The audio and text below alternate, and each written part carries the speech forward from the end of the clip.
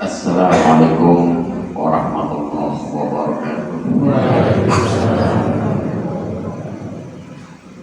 Alhamdulillah rabbil alamin. Alhamdulillahilladzi akramana bi nikmatil iman wal islam. Asyhadu an la ilaha illallah wahdahu la syarika lah wa asyhadu anna Muhammadan abduhu wa rasuluh. Allahumma shalli ala Muhammad wa ala alihi wa ashabihi ajma'in wa ala man tabi'al huda bi da'wati bi ihsan ila yaumil amma ba'du. Qala Allah ta'ala fil Qur'anil azim, a'udzu billahi samil 'alim minasy syaithanir rajim. Bismillahirrahmanirrahim. Ahasiban nasu an yutraku an yaqulu amanna wa hum la yuftanun. وَلَقَدْ فَتَنَّا الَّذِينَ مِنْ قَبْلِهِمْ فَلْيَعْلَمَنَّ اللَّهُ الَّذِينَ صَدَقُوا وَلْيَعْلَمَنَّ الْكَاذِبِينَ. Ya masyarakat kita yang dimuliakan Allah, rasa syukur tentunya akan terus kita panjatkan kepada Allah Subhanahu wa Ta'ala atas segala nikmat dan karunia Allah yang Allah limpahkan kepada kita, sehingga sampai saat ini kita masih diberi kemudahan untuk bisa melaksanakan siang Ramadan, ya, dan alhamdulillah kita sudah setengah perjalanan ibadah siang kita. Mudah-mudahan Allah Subhanahu wa Ta'ala masih memberikan kita kesempatan untuk bisa menyelesaikan siang Ramadan kita. Salawat dan salam tentunya akan terus kita bacakan kepada Nabi kita Muhammad Sallallahu Alaihi Wasallam yang telah memberikan kita panduan, apakah melalui sunnah-sunnah qauliyah, sunnah fi'liyah maupun sunnah qadariyah, sehingga kita tahu bagaimana cara kita beribadah kepada Allah Subhanahu wa Ta'ala. Yang sholat di saya dimuliakan Allah Subhanahu wa Ta'ala menyampaikan kepada kita hasibanas ayyutraku ayyaku amanah wa apakah aku biarkan kalian beriman sementara kalian tidak beriman. Ketika Rasulullah membacakan ayat ini, para sahabat bertanya kepada Rasulullah, ya Rasulullah, kenapa ya Rasulullah ujian yang pernah dialami oleh orang-orang yang sebelum kita? Maka Rasul kemudian menjelaskan bahwa ujian orang beriman yang sebelum kita jauh lebih berat, di mana waktu itu ada yang digergaji, badannya terbelah menjadi dua. Kemudian ada lagi yang disisir dengan sisir besi sehingga yang tinggal hanya tulang belulang. Artinya ujian itu akan selalu dihadapi oleh seorang mukmin dalam berbagai macam kehidupan. Maka di dalam sebuah riwayat yang disampaikan oleh Anas bin Malik, di mana Rasulullah memberikan satu peringatan tentang ujian yang akan dialami oleh seorang mukmin. Di mana dalam hadis ini Rasulullah mengingatkan al-mukmin baina khamsa syadaid, bahwa orang mukmin itu dia akan menghadapi 5 tantangan, 5 ujian. Mukmin yusiluhu wa munafiq yaquluhu wa kafir yuqatiluhu wa syaitan yudilluhu wa nafs anazuhu. Jadi apa yang disampaikan oleh Rasulullah, bahwa kita akan menghadapi 5 hal yang berkaitan dengan ujian keimanan. Ujian keimanan yang pertama adalah mukmin yang sungguh, orang mukmin yang benci. Ini kelihatan aneh tapi nyata dalam kehidupan kita. Kalau di Indonesia sangat terasa sekali, yang kemudian dikenal dengan istilah Islamofobia. Jadi Islamofobia itu satu gerakan yang begitu bencinya dengan simbol-simbol Islam. Kalau kita mau mengikuti gerakan ini, dananya tidak terbatas, ya. Karena saya pernah alami. Asal mau ikut dengan ritme mereka, mau berapapun diberikan. Jadi waktu itu kita diminta untuk menyelenggarakan sebuah seminar, semua didanai. mulai dari hotelnya, kemudian amplop untuk peserta, pembicara, semuanya diberikan. Bahkan memberikan waktu itu sekitar 150 paket untuk dibagikan. Artinya ketika kita mau mengikuti gerakan Islamophobia, dananya unlimited. Begitu sengaja kita terima apa yang sebetulnya diinginkan. Itu kita cermati, jadi ada sesuatu hal yang tidak benar.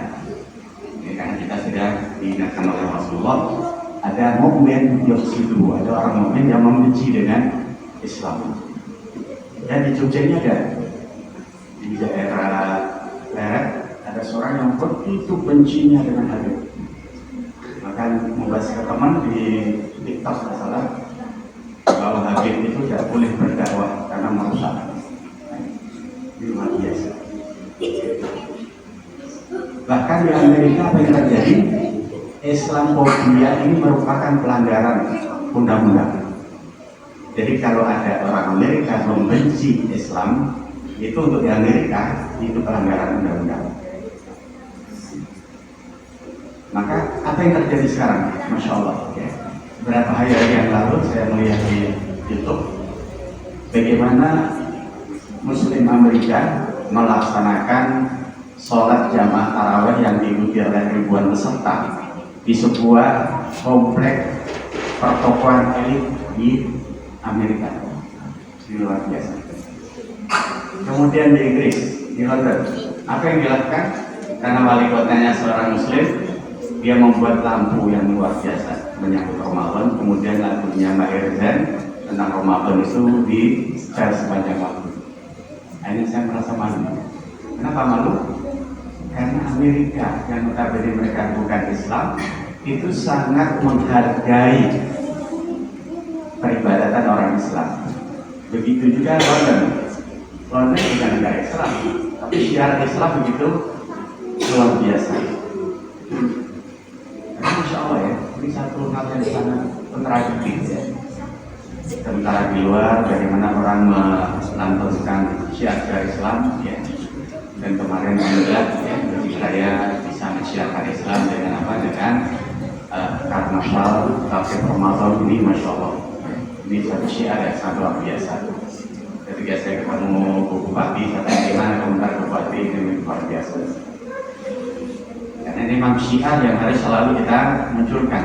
Ketika sebagian orang fobia dengan syiar-syiar Islam. Masa yang boleh pawai hanya kakak? Akan nggak boleh kan? Makanya dalam perimbangan bagaimana kita mengimbangi Islamophobia dengan apa? Dengan mereka yang bersemangat untuk apa? Untuk masyarakat Islam. Dan ini kan sudah pernah disampaikan oleh Rasulullah, ini tantangan. Ya. Al-mu'min yuksidu, orang mukmin yang membenci Islam. Kalau mereka yang bukan Muslim tidak ada masalah. Ini orang Islam. Orang Islam yang sangat benci dengan Islam. Dan saya pernah mengalami hal itu ketika saya baru pulang dari luar, ya, karena saya 9 tahun di Indonesia. Saya pulang ke Indonesia, kemudian di Indonesia saya produk panjang, saya model gitu. Ada yang sebentar orang ini aliran apa? Maka kemudian saya minta kalau kita diskusi, tapi syaratnya kalau kita nggak boleh narang. Ini nggak mau, karena dia nggak bisa baca kitab. Karena syarat kalau ingin berdiskusi dengan saya harus datang bawa kitab. Akhirnya terus nggak mau lagi untuk mengajar debat. Ya, kenapa? Karena syarat yang saya minta harus membawa kitab, nggak boleh ngarang. Hadisnya harus jelas, Qurannya harus jelas. Ini perasaan. Dan ini menjadi satu hal yang betul-betul nyata di hadapan kita. Dan ini bukan sesuatu yang biasa. Rasulullah jauh sebelumnya sudah mengingatkan tentang keimanan itu datangnya bukan dari orang lain. Yang pertama justru dari mereka yang mampu beriman.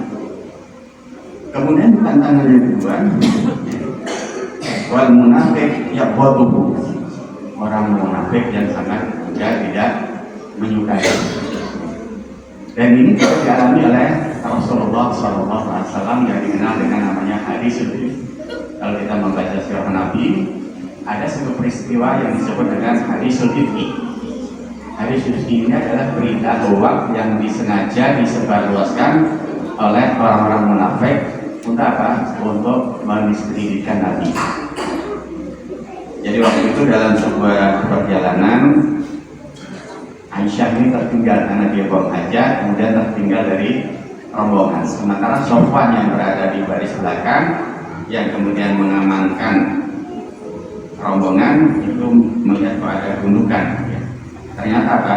Ternyata istri Rasulullah. Maka dimintalah Aisyah untuk naik ke ontanya. Kemudian Sofwan mengiring. Apa yang kemudian tersebar di Makkah waktu itu? Diceritakan bahwa Nabi dalam Aisyah dalam berselingkuh. Nabi sendiri merasakan bagaimana sakitnya di fitnah yang begitu luar biasa. Bahkan Nabi sempat tidak berkomunikasi dengan Aisyah. Maka Allah kemudian sampaikan pengingatan kepada Nabi dalam surah Al-Hujurat, ya ayyuhalladzina amanu in ja'akum fasiqun binaba'in fatabayyanu. Hai kalian orang yang beriman, kalau ada info dari orang munafik, fatabayyanu, coba klarifikasi. Hanya ketika Nabi diingatkan oleh Allah terhadap sikapnya, baru Nabi sadar bahwa ternyata apa yang dihembuskan itu adalah apa? Berita bohong yang sengaja untuk apa? Merusak citra dari Siti Aisyah. Nah, ini sesuatu hal yang akan kita hadapi. Sekarang kita merasakan fenomena. Kemudian yang ketiga, wakafir yuqatiluhu. Kalau yang ini kita tidak merasakan. Yang merasakan adalah saudara-saudara kita di Palestina yang baru saja diserang dengan gas air mata ketika sedang pertandingan sepak bola. Ya, beberapa hari yang lalu. Ya. Dan FIFA sampai saat ini tidak ada komentar kaitannya dengan tindakan yang brutal yang dilakukan oleh tentara Israel menyerang pertandingan sepak bola di stadion tanpa sebab. Begitu juga kalau kita melihat saudara kita di Urdun. Jadi kalau di Urdun satu kawasan yang di situ, masya Allah ya, saudara kita begitu luar biasa mendapatkan siksaan, mendapatkan tekanan. Bahkan hari ini, ketika ketahuan seseorang itu berpuasa, maka dia akan ditangkap dan ditahan. Ini luar biasa kalau kita di negara yang bukan Muslim, masya Allah.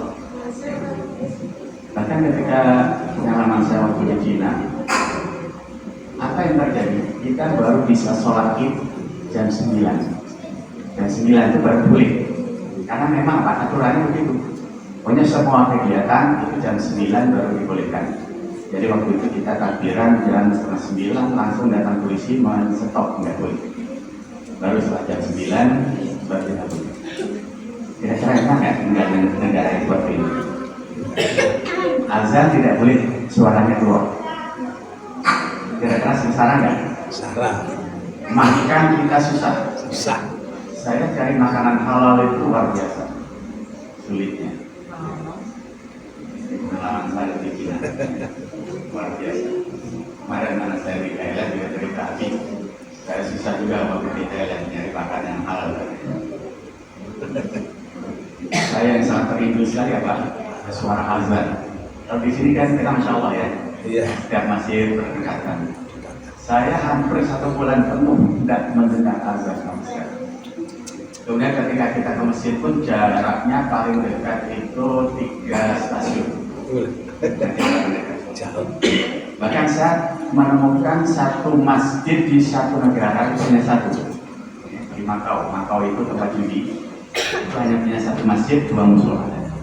Jadi waktu itu malam setelah kita salat tarawih diajak, Ustaz kita jalan ya, nengok Makau malam hari. Masya Allah ramainya luar biasa, gemerlap lampu. Saya keliling hotel itu kayak keliling Masjidil Haram, luasnya 1 kilometer. Di situ mau tari telanjang, mau prostitusi, mau judi online, mau judi roulette, mau judi apa saja tersedia. Luasnya 1 kilometer.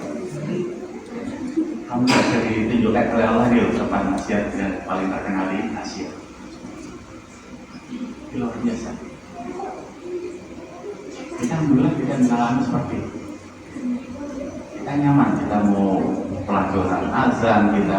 Meskipun sekarang ada yang aneh juga, suaranya buat dikecilin, jangan besar-besar volumenya.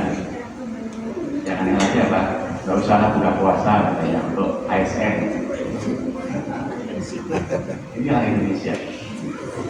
Kita tidak diperangi oleh orang kafir, tapi justru apa? Orang kita sendiri yang tidak suka dengan Islam. Kemudian tentunya yang akan terus mengganggu kita adalah apa? Wasyaiton yudhillu, bagaimana syaitan itu akan terus berusaha menyesatkan kita. Maka di dalam satu pesan Rasulullah meminta kita kan membaca surat Al-Ikhlas, surat Al-Falaq dan surat An-Nas. Kenapa? Karena di situ Allah sampaikan yuwaswisu fi sudurinas minal jinnati wal nas. Karena syaitan itu akan selalu memberikan waswas kepada kita. Misalnya, udahlah jadi orang Islam yang biasa-biasa saja. Orang Islam biasa saja itu apa? Nggak jelas. Orang Islam ya ketika dipanggil azan ya bagaimana segera memenuhi panggilan itu. Ketika diperintahkan untuk berzakat ya berzakat. Tapi syaitan akan berusaha menunjukkan.